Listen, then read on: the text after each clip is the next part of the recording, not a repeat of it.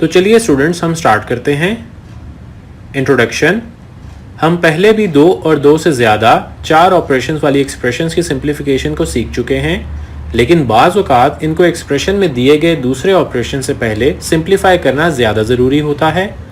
इस मकसद के लिए हम ब्रैकेट्स का इस्तेमाल करते हैं जो सिंप्लीफिकेशन के ऑर्डर को ज़ाहिर करती हैं।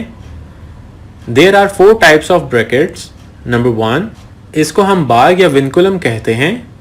नंबर 2, इनको हम राउंड ब्रैकेट्स या कर्व ब्रैकेट्स या पैरेंथेसिस भी कहते हैं। नंबर 3, इनको हम कर्ली ब्रैकेट्स या ब्रेसेस कहते हैं।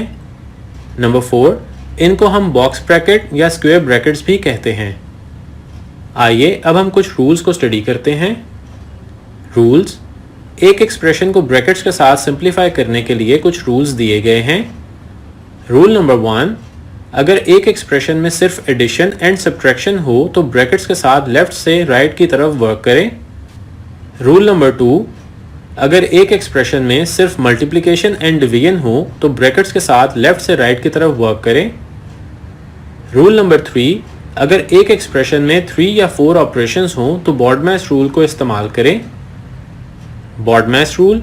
हम जानते हैं कि मैथमेटिक्स के 4 basic operations addition, subtraction, multiplication और डिवीजन होते हैं। एक एक्सप्रेशन जिसमें ये सब ऑपरेशंस हों उसको सिंप्लीफाई करने के लिए हम रूल को इस्तेमाल करते हैं जिसको हम सिंप्लीफिकेशन रूल कहते हैं। इस रूल के मुताबिक ब्रैकेट्स को रिमूव करने के बाद हम इन ऑपरेशंस को दिए गए ऑर्डर के साथ परफॉर्म करते हैं। BO for brackets, D for division, M for multiplication, A for addition, S for subtraction. आसान अल्फाजों में ये सिंप्लीफिकेशन रूल बॉडमैस रूल कहलाता है। आइए इसको समझने के लिए हम कुछ क्वेश्चंस को सॉल्व करते हैं। Question number 1, solution. पहले हम इसको इस तरह से लिखेंगे। अब हम इनको प्रॉपर फ्रैक्शन की फॉर्म में इस तरह से लिखेंगे। अब हम पहले बार वाली वैल्यूज़ को सॉल्व करेंगे तो यहाँ पर 5 + 6 / 4 आ जाएगा। इस तरह हम इसको 11/4 के साथ इस तरह से लिखेंगे। अब हम इस एक्सप्रेशन को दोबारा से इस तरह से लिखेंगे और अब यहाँ पर ये 11 इस 11 से कट जाएगा और ये 4 इस 16 के साथ डिवाइड होगा तो यहाँ पर 4 आ जाएगा। अब हम 4 को 2 के साथ मल्टीप्लाई करने के बाद हम इसको 8/15 के साथ इस तरह से लिखेंगे और राउंड ब्रैकेट रिमूव हो जाएगी। अब हम कर्ली ब्रैकेट्स की वैल्यूज़ को सॉल्व करेंगे तो हमारे पास यहाँ पर 21 - 8/15 आ जाएगा। अब हमारे पास ये एक्सप्रेशन हासिल हो जाएगी और अब यहाँ पर ये 13 इस 13 के साथ कट जाएगा और हम इस 20 और इस 15 को 5 के साथ डिवाइड करेंगे तो यहाँ पर 4 और यहाँ पर 3 आ जाएगा। इस तरह ये हमारे पास 4/3 के इक्वल आ जाएगा और हम इसको 1 × 1/3 के इक्वल लिख लेंगे। Question number 2, solution. पहले हम इसको इस तरह से लिखेंगे। अब हम पहले बार वाली वैल्यूज़ को सॉल्व करेंगे तो यहाँ हमारे पास 2.2 आ जाएगा। अब हम बॉडमैस रूल के मुताबिक पहले 4.4 को 2.2 के साथ डिवाइड करेंगे तो यहाँ पर हमारे पास 2 आ जाएगा और राउंड ब्रैकेट्स रिमूव हो जाएंगी। अब हम 3.2 को 2 के साथ मल्टीप्लाई करेंगे तो यहाँ पर 6.4 आ जाएगा और कर्ली ब्रैकेट्स भी रिमूव हो जाएंगी। अब हम 5.17 और 6.4 को ऐड करेंगे तो 11.57 हमारे पास आंसर आ जाएगा। आइए अब हम अपने नेक्स्ट टॉपिक की तरफ मूव करते हैं। Word problems. हम अपनी डेली लाइफ में कुछ फ्रैक्शन वाली प्रॉब्लम्स को डिस्कस करते हैं। किसी भी प्रॉब्लम को सॉल्व करने के लिए हमें इन 3 बातों पर गौर करने की ज़रूरत है। नंबर 1, आप क्या जानते हैं। नंबर 2, आप क्या जानना चाहते हैं। नंबर 3, प्रॉपर ऑपरेशन क्या है। आइए अब हम इसको समझने के लिए कुछ क्वेश्चंस को सॉल्व करते हैं। Question number 1, a showroom owner bought 30 kg mangoes for his workers.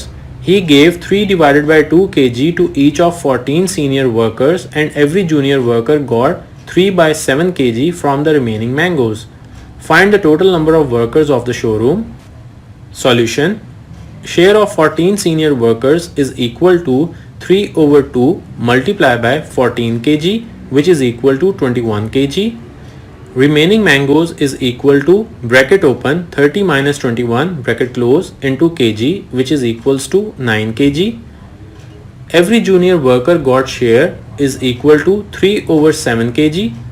Number of junior worker got share from 9 kg mangoes is equal to 9 divided by 3 over 7, which is equal to 9 multiplied by 7 over 3, which is equal to 21 workers.